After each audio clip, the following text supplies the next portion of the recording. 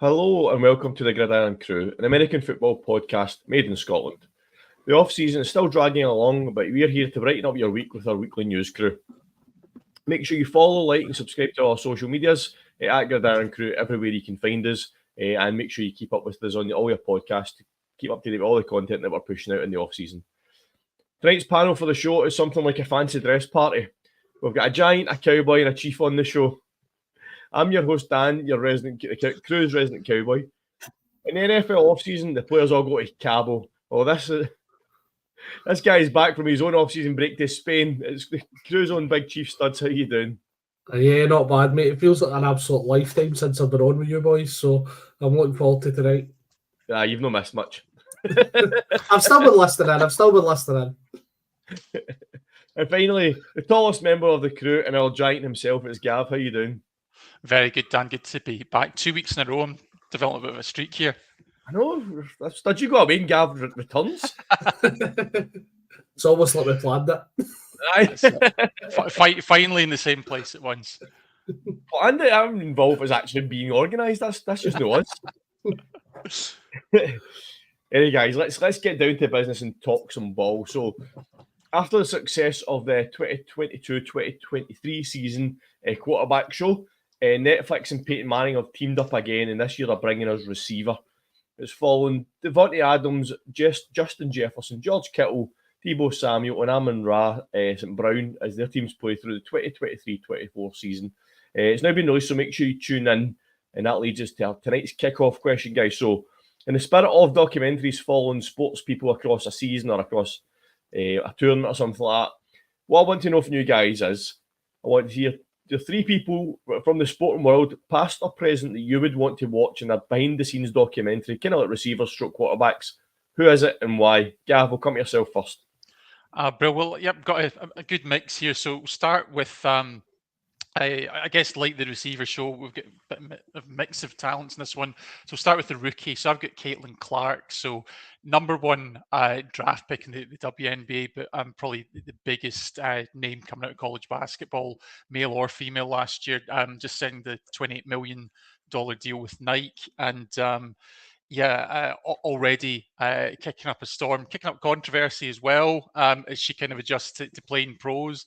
I think maybe not the GOAT yet, but certainly going to be an interesting one to follow. Number two, we've got the Maverick. We've got Finn Russell. I mean, this is a man that's been in a hell of a journey. You know, he's been in and out of the Scotland squad like a revolving door. But I mean, this is a guy that's grown every step of the way he's gone. He's the captain now. And yeah, he's a risk-reward kind of player. But I'll tell you what, that reward is as high as ever, and his ceiling his floor, I should say, is moving up as well.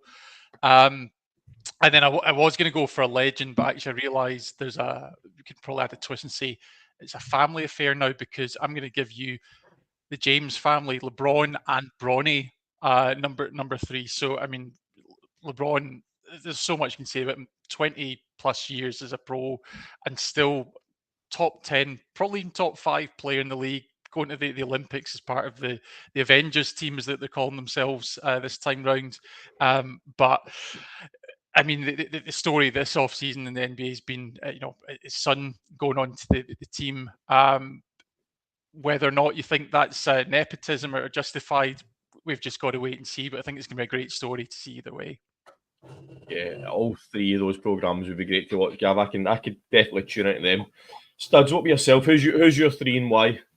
I try to think a wee bit outside the box. So Caitlin Clark was a very obvious one. I know Gavin kind of mentioned it in our chat earlier on, so I thought Caitlin Clark was actually a great shout when I seen that kind of coming across. So I wanted to kind of think a female athlete as well, who I think would be quite interesting. I think she is very much a Marmite athlete during her playing time for the US soccer team, and that would be Megan Rapinoe. I think she came across on the park as quite a character, obviously a legend in the US soccer scene as well. So I think she would be quite interesting, and I know she can be quite polarising as well. So I think that one would be quite interesting. From a purely personal perspective, this guy was one of my heroes when I was growing up watching football or soccer, and it's Paolo Maldini. it's just what a football player he was. I've been a Scotsman. I was almost crying when they lost the Euro 2000 to France with that Trezeguet goal, because I wanted them to win it so much. And I just think for the longevity of his career, the amount of legends he actually played with as well. Like he was in that team with the likes of your Hullets, Van Bastens, Baresi's, Costa Curtas, and he went right through an absolute, well, what about 20-year playing career with AC Milan. So, aye. And again, the locks that guy had during his playing career as well, I just want to know what he uses to keep them so glistening and shiny. But the other one, I was kind of stuck between a couple on this one. As I say, I kind of thought, do I want to go to maybe a sport that I don't know a lot about, that I would maybe find quite interesting? And kind of growing up, again, a lot of my exposure was video games, so like your NHL and things like that. And a guy who I think, based on what I've heard about the NHL, he's quite a kind of a quiet guy, is Sidney Crosby. Again, an absolute legend of the sport in Pittsburgh. He's played for Pittsburgh his whole career. He's still playing just now. I think he almost carried Pittsburgh into the playoffs in the NHL this year as well. So I just think he'd be quite a fascinating one as well, and another legend of the NHL game. Excellent. Again, another three great choices there, Studs. I've went kind of against my kind of the standard of the sports that I would normally watch, because what I've decided to do is pick probably arguably three of the best to do it in those sports.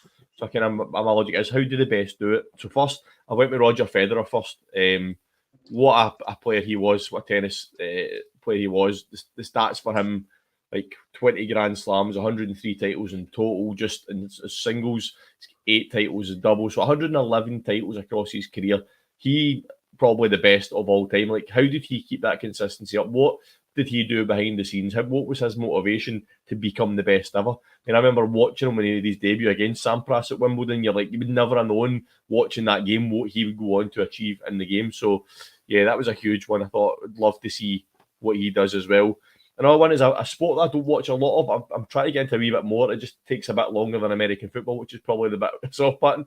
Is baseball, and Shohei Ohtani. He is an absolute generational talent. Do you know what I mean? How does he do it? Like, how is he so good?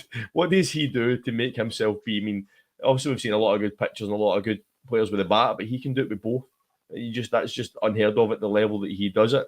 The less we see the best about his agent or his translator and doing the best behind his back, we'll maybe not. Maybe if they had a documentary going on behind the scenes, we'd have caught that and seen what happened. But that's what I was going to. That would have been quite. That would certainly been flying the wall stuff for everything going on in his background as well.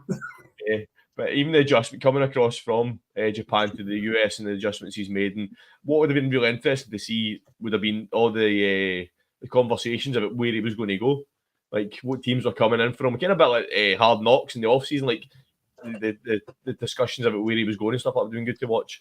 And the last one I'm going to go with, again, someone that's probably the best, one of the best to do it in their sport, or definitely the best at the moment, is Simone Biles. She is just ridiculous. I mean, anytime you watch her, she just makes gymnastics, no matter what discipline that she's doing, she just makes it look so easy. I mean, her career statistics are ridiculous as well. I mean, 37 Olympic and gold medals, most decorated gymnast in history. So what gives her the motivation to keep going? Because the American are well known for their gymnasts and how good they can be. What does she do that has made her the best at what she does? So that would be my three choices for watching behind the scenes footage of across the season as such, or the competitions. See, just on the kind of tennis note, it's actually funny you said Federer, because Djokovic was one of the ones I kind of had my list, and again, I know Gavin kind of mentioned him as one as well, but that then got me kind of thinking, how good would one have been when you had Andy Murray, Nadal, Federer and Djokovic all at the peak, where it was always those four guys in the semis and finals? How good would a documentary of those four together be? That would have been crazy. It'd be good to see them. It'd be good to see the off the field stuff with them as well, because from what you've heard and had said from them, they're all really good friends. I mean, it's a lot of respect between those guys as well.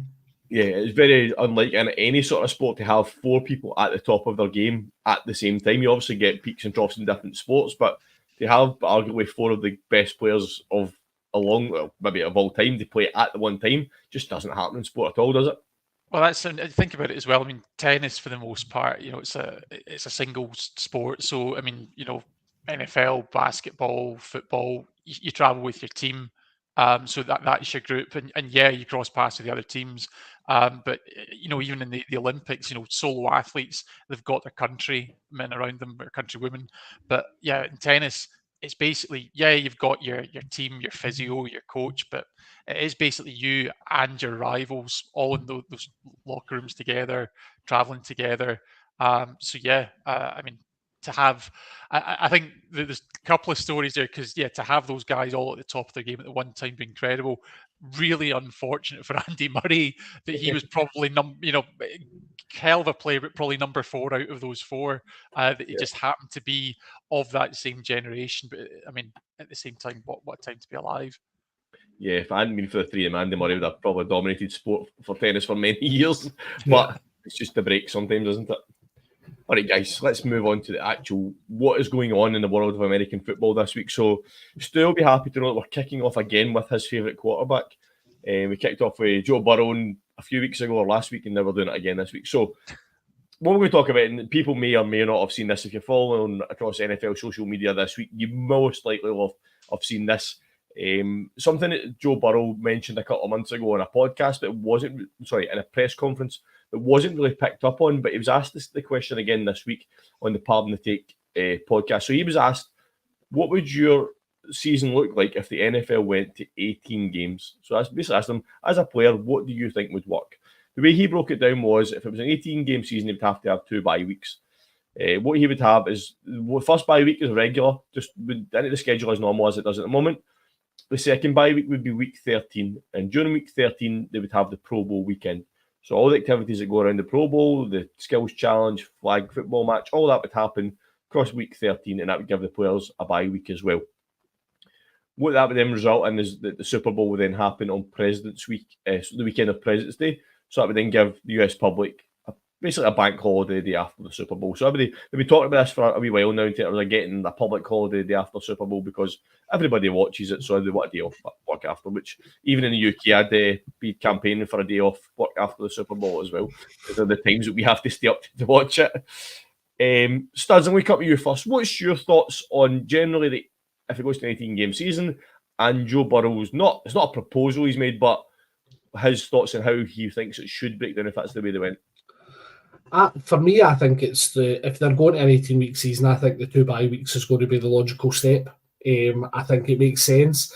The bit, and again, I know I've mentioned it to you guys as well, the bit that I wasn't so sure about is that Pro Bowl bit in the middle of it, purely because I think you're going to see a lot of veterans holding out of the Pro Bowl, and I do get some of them have got bonus links in there, bonuses tied into the Pro Bowl. But you can't tell me that these veteran guys would rather go and do the Pro Bowl, albeit I know it's not as intensive, but are they really going to sacrifice that rest and recuperation week ahead of doing some skills challenges and stuff like that?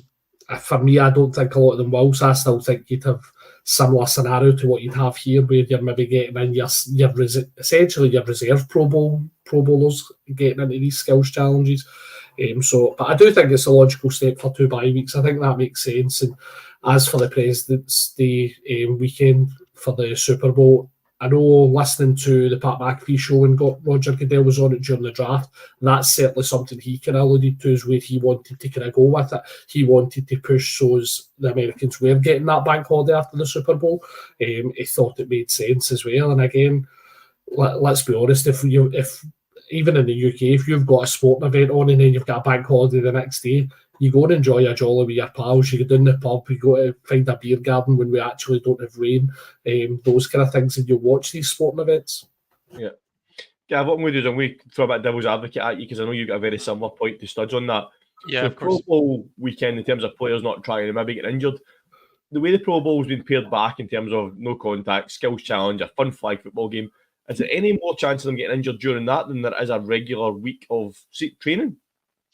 I've got to say, I think you still get every chance of getting injured in a flag game. I mean, obviously, you and I have both played flag before, and I mean, yes, you've not got tackling as part of the game, but it is still played at the same speed, same explosiveness as the full kitted game.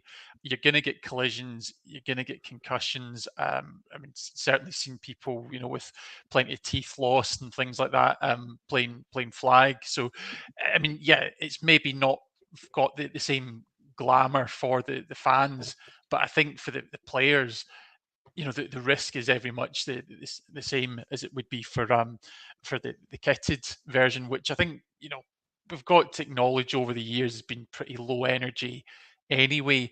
And I mean, you're right. I absolutely agree with Studs, and I think the problem with the Pro Bowl is not unique to the NFL. I mean, as you've probably seen from my suggestions for the kickoff question, I'm a big follower of basketball as well, and in the NBA, they've got the same problems. They've gone through format changes for their All-Star weekend, which is already in the middle of the season. They've gone from the sort of the conference teams to having captains like LeBron or Giannis picking their squads. And then they've even changed up the format. So rather than just playing 4 quarters, the teams go to a target score in the fourth quarter. So again, that's another league that's gone through the gimmicks. And I think as much as there's absolutely, it's an accolade and it's recognition from both the fan base, from your peers to be going to the Pro Bowl. I think the reality is that what puts the food on the table is playing for your team through the season, and of course that chance of getting into the playoffs and playing for a ring. And I think that's the thing, when it comes to a jolly to a sun trap for a weekend, play a bit of flag, it's not going to cut it for these guys. Yeah. I'm going to expand on this, but I've got another point about the Joe Burrow comments, but something you just mentioned there that's made me think of something else. Studs, if as a player, right, what do you think? Obviously, like Gav says, the accolade that gets selected to one point in the Pro Bowl is great. Like, it shows you've had a good season, right? But in terms of the fact that they don't take it seriously, do you think the players like the idea of going to the Pro Bowl? Or do you think if they had and they probably do, like an AFC team of the season, an NFC team of the season, that's your accolade rather than going and playing in a flag football game and meeting up with your peers? What do you think the players would like better? I think listening to some of the stories, obviously players talking about the Pro Bowl, they obviously do have an absolute blast when they're there. So they obviously do enjoy that fact of mixing with guys that they're not sharing a locker room with, but that they're maybe pitting their wits against every kind of weekend. So they obviously do enjoy that aspect of it. Again, obviously, a lot of players have got their bonuses kind of tied in to certain Pro Bowl markers and things like that. So that they do need to still have something there for those players where they can still negotiate that into their contract. For me, I think the best way forward is even try and get the players involved and say, well, what would you be happy with if we were to kind of keep the Pro Bowl going? That way, if you're getting the players buy-in, then you know that if it comes to the end of the season, that these guys are most likely going to turn up because it's been their ideas. They're getting to demonstrate a wee bit of their personalities to the public as well, because they're putting forward, right, this is what we should do. And again, it would be a very much a trial and error sort of thing. But I think over the last few years, you are seeing the Pro Bowl certainly struggling. Yeah, I think that must have happened. I think the players must have got involved to go to the format it's at now, because as a massive change, like the skills challenge and that. And you look at it last year, the players that did show up, the dodgeball was always a good laugh, and it is the top players playing in the skills challenges. So yeah, I think bringing Peyton and Eli Manning in as the head coaches of flag teams, it adds the theatre to it as well. So I think what they're doing is working, but it's obviously a long way to go. I'm going to be a bit of a cop out with Manchester because I never told you. There was another suggestion made on that podcast. I don't know if you've heard it or not, which is one I think actually works really well. And it was by, I can't remember, one of the hosts suggested. He said his idea was that the week before Christmas is when you put the second bye week in, because that's when the college football playoffs start. So basically, you have no NFL that weekend at all. Every team is off that week. Let it all focus on the playoffs. And then for the last 6 games of the season, teams have got a chance to get their players back. They're all rested going into that kind of crucial stretch down the year. So I think, down the end of the season. So I think that would be a better idea. Like, give the whole league a whole week off, or effectively 2 weeks off because of the way the scheduling works. get a bye week for everybody at the same time. The week before Christmas, always the players to spend a bit of time with their families at that time of year as well, and they're all rested, recuperated, ready to go down the stretch. What's your thoughts on that second proposal, Gav? No, I mean, I've got to say, I think that would be a great idea, and there's a couple of reasons for that. So, first of all, it's Christmas time, and I think, you know, at the end of the day, players have got families like everyone else. I think it's good for them to get that opportunity to get some time off. I mean, we're not perfect here in Scotland with football, but I mean, we've seen that usually Christmas Eve, definitely Christmas Day, those are sacred. Boxing Day tends to be the big day for fixtures here, but at least there is that little bit of a window that's kind of sacred to everyone. I think with Christmas itself, it's kind of going the other way with the NFL and other sports in the States. We're seeing that actually they've clocked on to the fact December 25th, everyone's at home with family, work's closed. That's the perfect time to put a game on, get a massive national audience for some games. So, I mean, if you accept that that's the reality, then at least giving them a week off the week before, I think is a winner. As you say, I think the run into the playoffs is great, and actually giving college football just that little bit of airspace to breathe isn't a bad thing at all. Because as much as I think the Pro Bowl's, I don't want to say a dying breed, but it's definitely struggling. But I think in terms of, you know, keeping the best players fresh for the most important part of the season, I think most fans will be all in favour of that. Yeah, I mean, if they've got an 18-game season, the NFL are going to have to buy some goodwill from the players and the NFLPA. Studs think this is a good way of doing it if they made the second bye week the week before Christmas? From a selfish perspective, I'm definitely wanting games on at Christmas because we're all off on holiday, so it's a chance to just sit up as late as you want and watch as much football as you want, no worry about work. But no, I think that would probably be a good way to get some goodwill with the players, as we've all kind of said. I mean, Christmas, that time of year, a lot of it is all about your family and stuff like that, for everyone that's out there. So it's something that everyone can relate to. I don't think you'd get much pushback for anyone on it, to be perfectly honest. I think you've said, right, this week's off for every single team, gives them a chance to go again, recuperate. And I think what it does as well is in the run into the playoffs, you're looking at, obviously, an injury can happen any time, but if you're getting that extra week off, it should give you the best players going into the playoffs as fit as they possibly can be, and it should lead to the best games you're going to see in your wild cards, your divisionals, and right through to the Super Bowl. Yeah, anybody that's kind of watching, listening, get us on the social medias. Let us know what your thoughts are on this, what you think, how it would work. If you get any different from what Joe Burrow said or what the guys have said tonight, let us know your thoughts on potential NFL 18-game season. I think eventually we know the way the NFL is going. It's going to happen at some point. They're just going to keep pushing and pushing. It's how that then plays out is what's it's going to be interesting to see. Okay, guys, let's move on to the next part of the show. So, for the 14th consecutive year, the current players have voted on their NFL top 100 players. So basically, who are the best 100 players in the NFL? This is going to be shown. The first episode goes live, it might not be live, the 22nd of July, basically starting 181, and then it'll break down 10 players every day across a week, with the top 10 being announced on Friday the 2nd of August. So with that in mind, I've set the guys a challenge tonight, and I've called it the top 5 and 5. So what I've asked the guys to do is, in the current situation in the NFL, who are their top 5 players and why?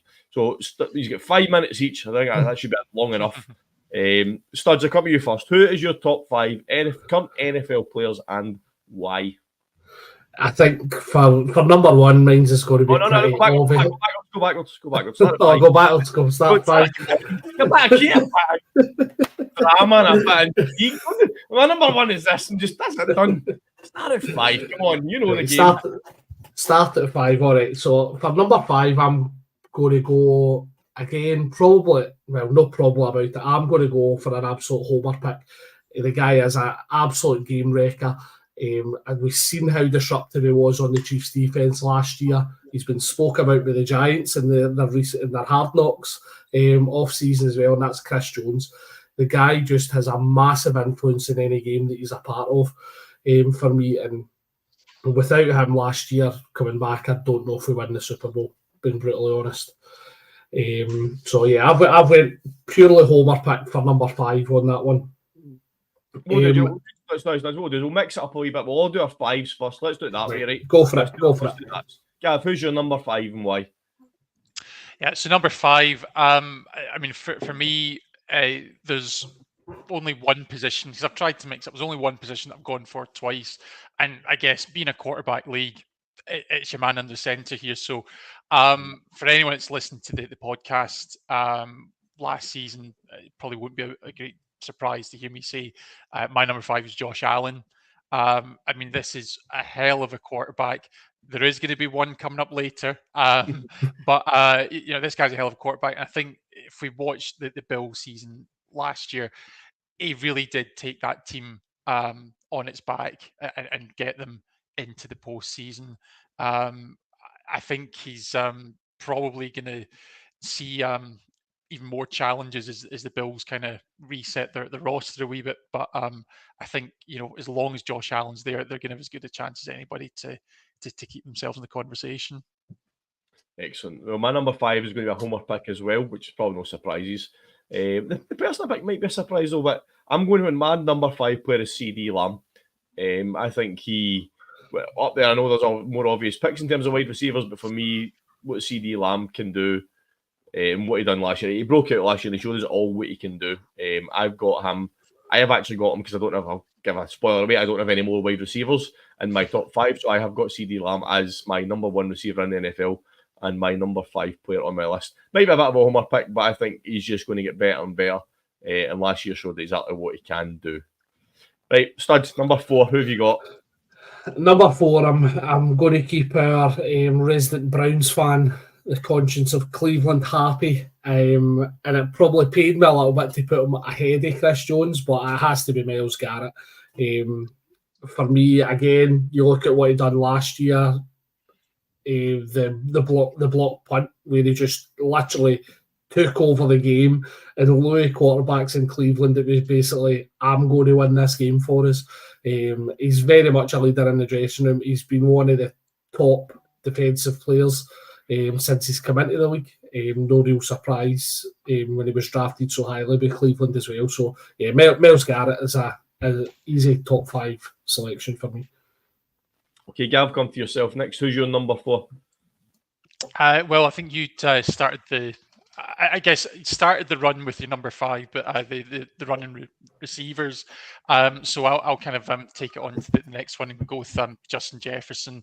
I don't think there's any surprises here that again, there's a passing league, and Jefferson, obviously, he's just been rewarded with the big money in the last few weeks.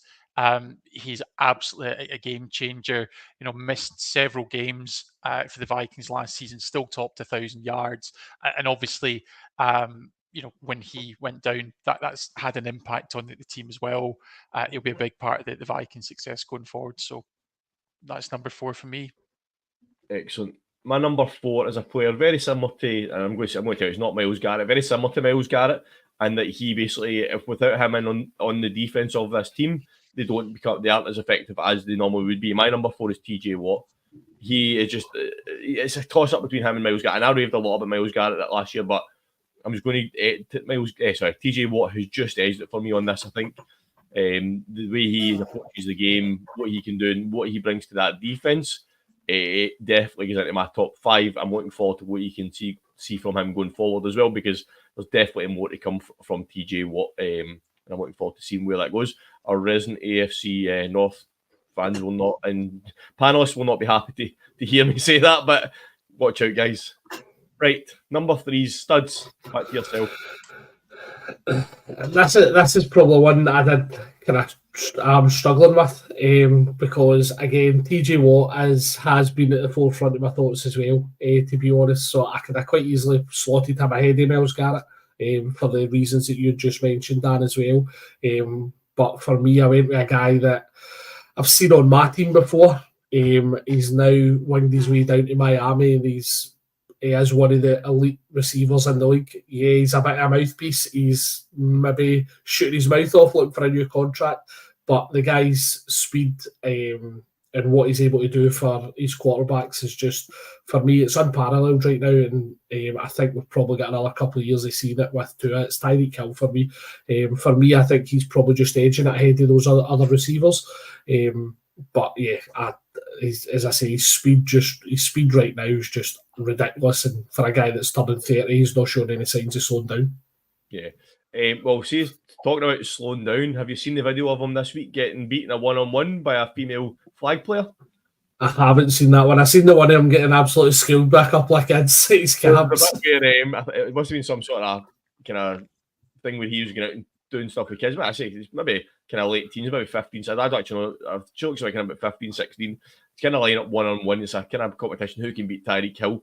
And she cuts inside and he bites on it, and then she goes back outside and just leaves him standing, and ball goes over and catches it. It was only after that she'd made the catch that someone told him that she was actually a flag football player. He just thought it was some random girl that had come up one-on-one and absolutely bummed him. It was a cracker. Gav, number 3 for yourself. Where are we going here?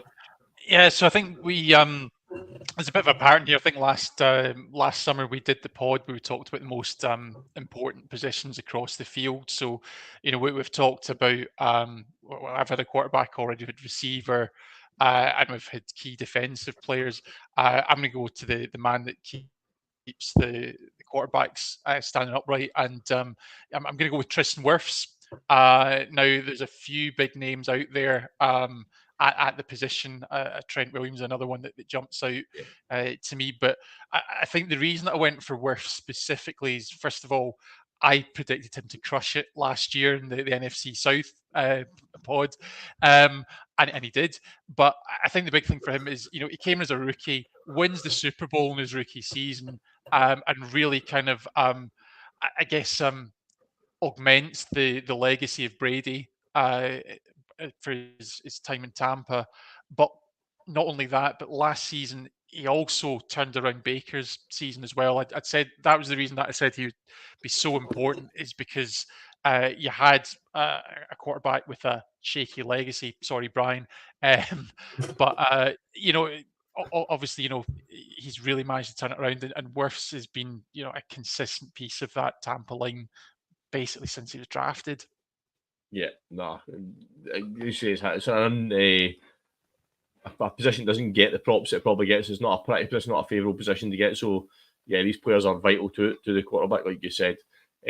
Back to myself for number 3, I'm going to go a homer pick again here. This guy could potentially be the best player in 2 positions in the NFL, which is why he's making my top 5, and it's Micah Parsons. The guy is just an absolute animal. Put him in the line, put him at linebacker. He can do everything. Between him, TJ Watt, Myles Garrett, you could basically flip a coin between the 3 of them, but I'm giving it to Micah Parsons based on the development I've seen of him up close over the last couple of years. What he can do on a field. There's not many players that can go in and play those 2 positions on a football field as well as he does.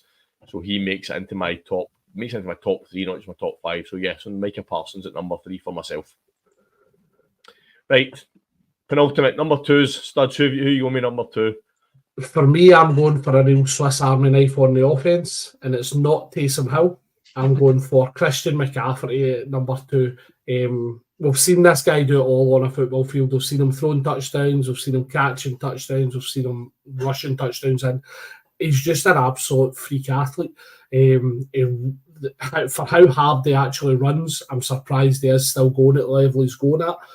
He seems to have really found the perfect head coach in Kyle Shanahan, who just seems to really scheme lots of stuff up for him. He's got a surprise to most a good quarterback behind him as well, and Brock Purdy, who's shown that he's more than capable of driving help in there as well. But a lot of Brock Purdy's stuff is actually coming off of the work that CMC is doing for me, and yeah, that's why for me I think top 2. He's one of the biggest difference makers in the NFL right now. Yep. Okay, Gav, come to yourself. Who's your number 2 and why? So it's interesting because you guys have obviously both had your defensive picks already. So we didn't approach this like a draft, a reverse draft, but I've got to get in the act here. Before I reveal my actual pick, it's interesting to say that I did what every good pundit would do right now and consult with my old pal ChatGPT, and their top five, their one defensive player was Aaron Donald, the recently retired Aaron Donald, which I don't know if that's just a hallucination or if it's really saying that even in the golf course, Aaron Donald is more destructive than anyone that's still actively playing. So we'll leave them to figure that out. But for me, my pick, actually continuing the Niners connection from Studs there, is Nick Bosa. So there's a guy who's still only 26 years old, so 5 years in the league, won the Rookie of the Year award in his first season. He was the Defensive Player of the Year in 2022. He's been to 2 Super Bowls. Obviously, he's had some stiff competition in each of those games. But if you think about the Niners being just such a deep team, but he's been a real cornerstone of that side and a big part of why they are consistently successful. And also, his Jordan cleats are absolute fire. Excellent. My number 2. I lost count there for a second. Two is Pat Mahomes. He is the best quarterback. Excuse me, number 2? Oh. Jeez. Just wait. Number 2 is Pat Mahomes. He is the best quarterback in the league. Unless you get Taylor Swift at number 1, I'm disappointed. Give me the spoilers, you. Yeah.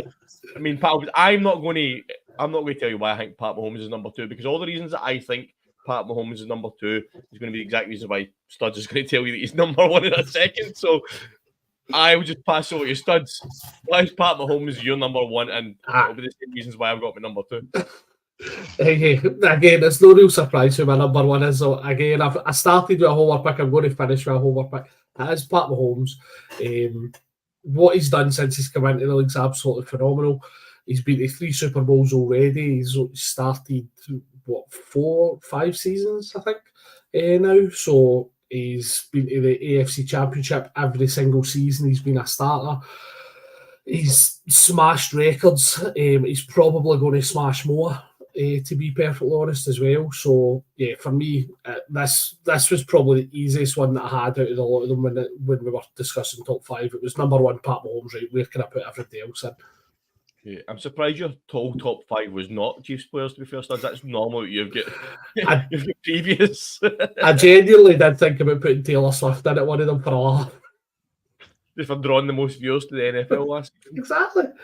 Would you put her in ahead of Travis? Well, I think you'd need to put them in as a tandem, wouldn't you? Because they are a couple now. So, right, Gav, who's your number 1 and why?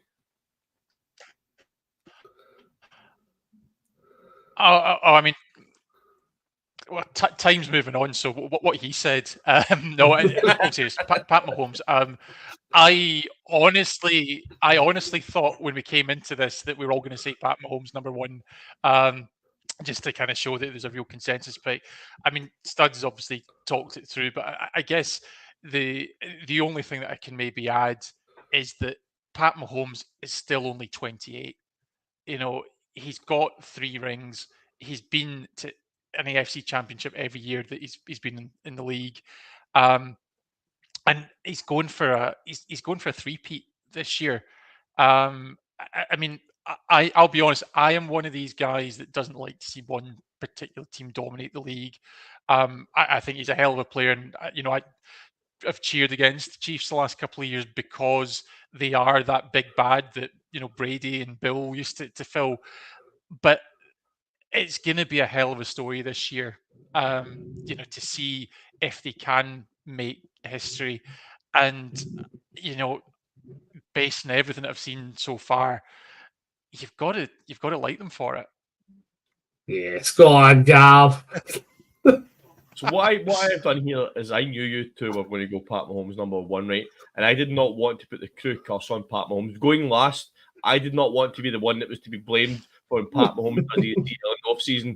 Right, I didn't want to take that blame on me, so I'm taking one for him. And I have saved Pat Mahomes this season, the Chiefs season, by not. He's already been on the Madden cover. I think he's fine. So, but he's not had the full house on the crew yet, so he's not had the proper curse yet. So my number one, and we've mentioned them already, so it's not a complete well pick. It's Christian McCaffrey, right? And my reason for that is he can do everything. I mean, as you mentioned, so you've said it already. He can play running back, he can play wide receiver, he can block, he can do everything on that offense. He is a quarterback's best friend on that. Obviously, as you watch receiver, you would see it as part of the receivers. If you listen to some, it's the linemen. But to have a quarterback like Brock Purdy come into this league, who, as we all know the story, Mr. Irrelevant, etc., to have someone beside him like Christian McCaffrey is huge. And he has been, if it hadn't been for him, would the 49ers have been as successful as they've been in recent years on offense? I don't think so. And I said it with TJ Watt. If it's not TJ Watt, the Steelers' defense doesn't work. If it's not for Christian McCaffrey, that 49ers offense isn't as successful. And I'm not saying take Pat Mahomes out the Chiefs, but if you take Pat Mahomes out the Chiefs and put another elite quarterback in there, they would still be a very good team. If you take Christian McCaffrey out and don't put someone of that level into that 49ers offense, I think they become a much weaker team. And that's why I went with Christian McCaffrey as number one, because the impact he has, if you take him out of his team, it'll have more of a negative impact on them than I think taking someone else out of any other team. So that's why I went Christian McCaffrey number one. So not a complete wild pick, Studs. I know you were talking, but that's my logic why it's Christian McCaffrey. So I think there's great logic there, and I guess it's hard to argue whether it's the real life or whether it's fantasy. You can take Christian McCaffrey to either way, and yes, you can put Bohemian Rhapsody on the socials for this week's pod if you'd like. But I guess the question that I'd put to you, Dan, is we talk so often, almost that it's cliche, that it's a quarterback-driven league now. Could you see a situation where, I mean, obviously, fancy leagues aside, if you're a GM in the NFL, can you see a situation where you would actually build around a player like McCaffrey first? It's hard to say. Like, if you're going at the current, if you get a pick, you're going to take Mahomes every day. But what I'm saying is, if you look at the running backs in the league, McCaffrey is in a level of his own, right? If you take, let's use your example, Gav, if you take Josh Allen and put him into that Chiefs team, could that Chiefs team still win the Super Bowl? I think yes, right? If you take Christian McCaffrey out of that 49ers team and put any other running back in the league into that 49ers team, will they be as successful? I don't think so. And that's where I'm going with the logic of, if you take him out of the team and replace him by someone else, I don't think they can be successful. Whereas, as much as Pat Mahomes, yeah, he is 100% the best quarterback in the league, I think that Chiefs team could still be successful with someone like a Josh Allen in there as well, if you were to kind of swap the positions out. And that's kind of the way, the logic I went with. And what impact would taking that player out of their team have? And I think taking Christian McCaffrey out of and replacing him with another running back in the 49ers would have a bigger impact than taking Pat Mahomes out and replacing him with someone like Josh Allen. So absolutely. Kind of didn't answer your question there, but that's my logic. The question was, who would we build our team around? The question was, who would you have your top five? So you've been watching too much of the election coverage, and changing the narrative, Dan. Well, I've done quite well. I could become a politician. I tell the truth too much. That's my problem. I couldn't become a politician. Anyway. Hey folks, anybody, I mean, I know there's probably people out there listening to this screaming and shouting, especially at me, saying, why have you got Christian McCaffrey number one, not Pat Mahomes? But there will be people out there that agree with me. So anybody that's watching or listening, get on the social media, tell us what your thoughts are. Who are your top 5 players in the NFL at the moment? Who are they? Why are they? Do you agree with us? Do you disagree with us? Let us know. I'll answer for Brian. Brian will be Baker Mayfield 1, Nick Chubb 2, Myles Garrett 3, Denzel Ward 4, and Amari Cooper 5. I think you just did Baker at all 5 positions. Baker when he was at the Browns. Baker when he was just Baker in his top 5. Panthers Baker, Rams Baker, Bucks Baker. Oh, he's probably listening now on his. He's at Legoland this week. He's probably listening. He's gonna get the kids to bed and be listening and shouting at his phone. The fact that we're taking the mickey out of him, but Brings it upon himself sometimes, is what I'll say. Excellent, guys. Right, Gav, it's over to yourself for the next wee segment. So, we have patented the word Scott Ball. I done this a few weeks ago, and we're sticking with it, Gav. So, give us the latest update on what is going on in the world of UK and BAFA football, especially the Scottish teams. Yeah, absolutely. Thanks, Dan. So, obviously, last week we'd kind of highlighted the Scottish youth team heading over to Slovenia for the first ever international trip by a Scottish flag side. So, at the youth level, anyway. So, I'm really pleased to say that they came back with a 4-4 record over their two teams. So, the tournament they were meant to go to was actually cancelled by the organisers, and the squad obviously having committed to the trip and putting so much time and energy into the planning.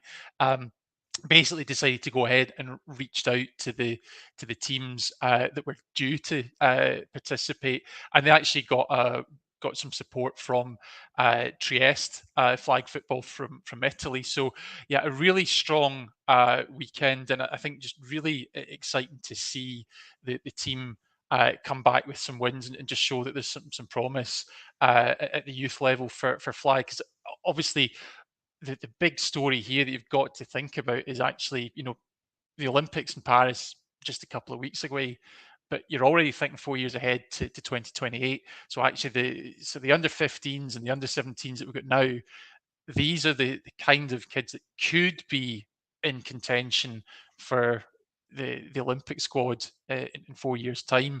They'll have a lot of competition because certainly in the women's side in particular, GB won the Euros last year. There's also a World Championship coming up at the end of August in Finland. So there'll be plenty of veterans wanting to protect their positions. But yeah, it's really encouraging to see the young talent come through, and particularly Scottish young talent. So it's one to keep an eye on, and we're really keen to try and get some of the Scottish flags set up on the pod in the coming weeks with any luck. But in terms of the domestic competition, it's a big weekend both in flag and the kitted game. So actually, we'll stick with flag first of all. So I guess for some of our listeners maybe not so familiar with it, the flag setup, flag tends to be more of a mini tournament format. So there's multiple games on at the same day. It's still 40 minutes long, so I mean it is a real demand on the squads, but that's part of the challenge, and also it does help with the travel as well, particularly with the cross conference setup. So we've got 2 game days happening this weekend. First of all, over in Renfrew, the Renfrewshire Raptors are playing host, and they'll be joined with the Grangemouth Broncos and the currently undefeated Glasgow Hornets, former club for both myself and Dan. And they'll be playing against their counterparts from the north of England. So, the Wigan Bandits, Warrington Revolution, the Salford Scorpions in that inter-conference play. So, be interesting to see how that one goes. Some real mileage going on in the other tournament as Aberdeen Oil Cats, the most northerly side of the Premiership teams, are hosting the Edinburgh Outlaws, and they'll be playing against Manchester Titans, who have a couple of teams actually participating, as well as the Manchester Crows, which is a separate squad. So lots of games happening and really kind of building towards that chase for the playoffs that are coming in the next couple of months. So we'll obviously keep you updated in terms of what happens with that on next week's pod. Moving on to the kitted scene. So I said it's a big weekend for the Titans. So they're actually coming up in senior kitted. So they face the East Kilbride Pirates this Sunday at noon. That game's on at GHA Rugby Club over on the south side of Glasgow. Great setup for a game of football. Brilliant with the pitchside bar, the stand, great crowd, get the merchandise on sale. I mean, myself and Dan, obviously, we went to the Wolves Pirates game a couple of weeks ago. So fingers crossed to get the weather for it. Titans are a tough outfit. They were comfortable winners against the Pirates last year in the same fixture. But East Kilbride very much still alive and at the chase for playoff action. So yeah, it's going to be a game to watch. And then our other Scottish representatives, we've got the Edinburgh Wolves. So they've got a bit of a road trip as they head down to Tamworth to play the Phoenix. So that game also on Sunday. So no results beyond the youths to report on this weekend. But yeah, we'll have a full slate of reports coming on next week's pod. Excellent, thanks for that roundup, Gav. Like you said, the Pirates against the Titans is a huge game. The Titans comfortably won that last year, so the Pirates will be looking for a wee bit of revenge and try and get themselves back into the playoff picture this season. So anybody that's nothing to do this weekend, get yourself along watch some local football in the off season for the NFL. Will dying to see a wee bit of football. So any flag, if you like a bit of flags, Fast and Furious flag, very easy introduction to the sport. Good to take kids along and watch that as well. Or if you want to kind of slog out for the full time of a 3-hour game, get yourself along to the Pirates to watch them against the Titans. It should be a cracker. So thanks again, Gav. Thank you. So to pay tribute to the fantastic work the following 4 guys have done over the last X amount of years, and these guys are Greg Rosenhall, Dan Hanzus, Mark Sessler, and Chris Wessling. The amount of work that they've done for NFL podcasts over the last few years is huge, and it's something that became very mainstream, and they kind of done it when it wasn't as popular as podcasts are now. I have renamed our news section this week in tribute to them in the news that the podcast, the NFL podcast, has been pulled by the NFL Network. So this is our Around the NFL news update. I've renamed it in tribute to the guys because they were the trailblazers in terms of NFL podcasts. So there's not, again, it's the off season. We've not really got to camps or anything like that. There's not a lot happening. So a deal that was kind of penned today, Jamal Adams, the safety, signed a 1-year deal at the Titans. Studs, what's your thoughts on that? Is that a good move for the Titans? I think, well, they've got L'Jarius Sneed in there already off from a sale, so they are obviously trying to bulk up in that kind of in the secondary area. Jamal Adams has pretty much been irrelevant since he left the Jets. I think he maybe had one good season at the Seahawks. So again, it makes sense to give him a 1-year prove-it deal. Let's put it that way. Let's see what you've got left in the tank. Yeah. I was astounded, and I don't know why I didn't know this, that Jamal Adams is only 28. I feel like he's been in the league forever. I genuinely thought, like you said, he's been irrelevant since maybe that first year the Seahawks. I thought he must be old. He must just be getting old and past it. No, Jamal Adams is only 28. That surprised me when I was doing a wee bit of research there. The next bit of news is, and this is purely for me and me only. Brian the other week tried to wind me up. He tried to bait me in, and I didn't bite. Dak Prescott was seen wearing a boot on his, I think it was his right foot, and Brian tried to stir it up and all that sort of stuff. He has confirmed he is completely fine. His foot was a wee bit sore, and he was going on a fishing trip, so he put a boot on to protect it. He said, "I'm getting a bit old. I'm getting a bit aches and pains. It's my foot I've had surgically repaired. I stuck a boot on just to protect it." That is it, Brian. Nothing wrong with Dak Prescott. He will ready to go in week 1. Nobody else wants to know that news, but I've just made sure and update Brian while he's listening along tonight. Cam Sutton's been banned for 8 games. He recently it's basically to do with, he was arrested on suspicion of domestic violence. He was in charge with misdemeanor battery. The Lions released him as a result of it. Steelers have picked him up. He's now landed himself for an 8-game ban. Because of what it involves, we're not going to get any detail of it. It's just a more of an update. Cam Sutton's been banned for 8 games, and that's kind of where that's at. So Steelers fans, we're going to have to look at a depth chart to see where who's going to fill in for him, or was he going to be number 1 choice on your draft board anyway, your depth chart anyway. But we'll move on. Steelers must have knew this was coming, obviously, because in fact, one, he's been released by the Lions. They've seen what's going on. They must have planned for the fact that he was going to get a fairly likely suspension for the NFL. I think it's one of those situations where teams pick up players because they know after the suspension he's our player. You know what I mean? And we can debate all day the morals of the NFL. There isn't any. Do you know what I mean? That is the thing with certain aspects of this game. I guess the other thing you've got there, though, as well, is it's familiar territory. So, I mean, yes, he did spend a year at the Lions, but he also spent the first 6 years of his career at Pittsburgh. So, I mean, I don't know enough about the situation to really comment, and I don't think anybody's condoning what he's been charged with. But I guess in that situation, you're hoping that he can get support that he needs, and perhaps a familiar place is the best way to be. Yeah, good shout, Gav. Yeah. And then we'll finish the news, kind of this bit of sad news that came out of the NFL this week about Kyrie Jackson, unfortunately losing his life in a car accident last week. He was picked in the 4th round by the Vikings. He spent 2 years at college at Alabama. He had his final year at Oregon before the Vikings selected him. Unfortunately, he was involved in a car accident where potentially a drink driver has hit him and 2 high school teammates as they were travelling through Maryland. The teammates were AJ Lighton Jr. and Isaiah Hazel. All 3 of them lost their lives, unfortunately. And it's something that, and that kind of point I made is, no matter when this sort of tragedy happens, it is an absolute tragedy and it's sad for everybody's family. But here's a young guy who has worked his whole life to get to the NFL and it's just been snatched away from him in an instant. And it's just sad news that these things happen in general, but for someone to work all their life, finally get to his dream and achieve his dream, and it all be ripped away from him. It's a tragedy, and all our thoughts are with his friends and family and everyone with the Vikings after that's happened last week.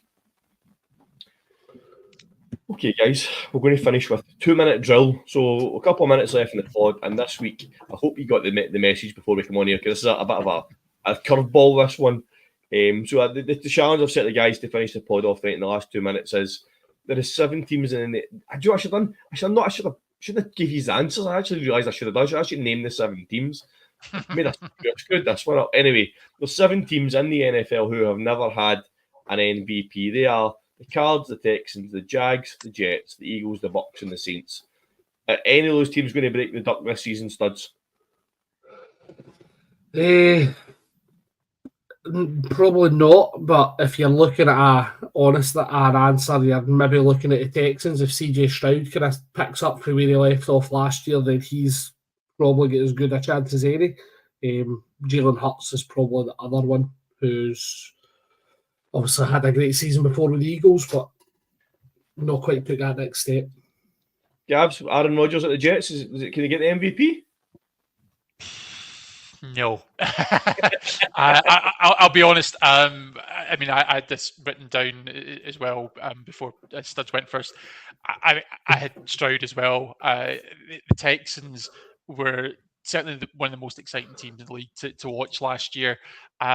And Stroud is obviously at the heart of that, but you've got to look at the cast of characters that's surrounding him. He's got Nico Collins, he's got Tank Dell, Noah Brown, even maybe not quite in the same level as those two, but he certainly added something to the offense at times. They've now added Stephon Diggs in as another target. Now, I know he's maybe slightly on the downswing, but I think when you actually look at that receiver room as a whole, there's absolutely a place for him as part of that offense. That you'd have to say that Stroud is certainly equipped to put up some big numbers. When we talk about MVPs, it's not just about stats. It is also about wins on the field. So I guess the bigger question is, can the Texans build on what they did last year to, at least win a couple of games in January to get them into contention? If I'm looking at the rest of that, though, I think Studs, I mean, you've mentioned obviously you've mentioned the Jalen Hurts at the Eagles. There's potential there, but that is a team. We talked about Texans potentially being a side in the rise. Eagles are a side that just seemed to go into reverse gear last year. So never say never, but it's not one I'd be feeling confident about in 24, certainly. Yeah, and I just want to here and say that no, Brian, Baker Mayfield is not going to win MVP for the Bucks. See, just on that, seeing the outside, very, very, very outside chance. If they were in a different division, I think they'd have a much better chance. It's probably the Cardinals. Kyler Murray's... I was going, don't steal my thunder. Sorry, I'll shut up. Yeah, no. I'm generally I agree with you guys in the Texans, but it's his first year in the league. But I think if you're going to go, Marvin Harrison Jr. would be a chance that you're going to have to see a massive upswing from the Cardinals to do that this year. And if they do get to that point, is Marvin Harrison Jr. going to get it ahead of Kyler Murray is going to be the question there. But yeah, that's the outside one that I was looking at as well, was the Cards. But yeah, I think overall, I think the best chance of that getting broken is going to be in Texas with CJ Stroud. Excellent, guys. It's really just the fact that Kyler Murray's still, for me, such an unknown quantity. It's you speak about flashes as quarterbacks, and yeah, we've seen those flashes for Kyler Murray, but he's always ended up maybe injured or something's happened that he's not finished the season out. Can he, if he can stay healthy, can he drive that team? But again, their division's absolutely toxic. It's obviously you've got the 49ers in there who certainly haven't taken a step back. You've got the Rams, and then the Seahawks are probably an unknown quantity as well with the new head coach. Yeah, excellent, guys. So guys, that's just pretty much bang on a number. We've timed it perfectly tonight. So, thanks, guys. It's been great chatting. Always, the Thursday night crew is always a good relaxing night to chat. Gav, thanks again for tonight. Absolute pleasure. Thanks, Dan. Studs, welcome back from your off-season trip to Cabo. I'm in Spain. Cheers, guys. It was good to chat with you. To everybody watching and listening, thanks very much. Make sure you catch us on all social media and everywhere you can get your podcasts. Your contributions to the pod, your viewers, your likes, your followers are massively appreciated. It's only 8 weeks to go, folks. 8 weeks tonight, and we'll have the kickoff game. Until then, the crew will see you through.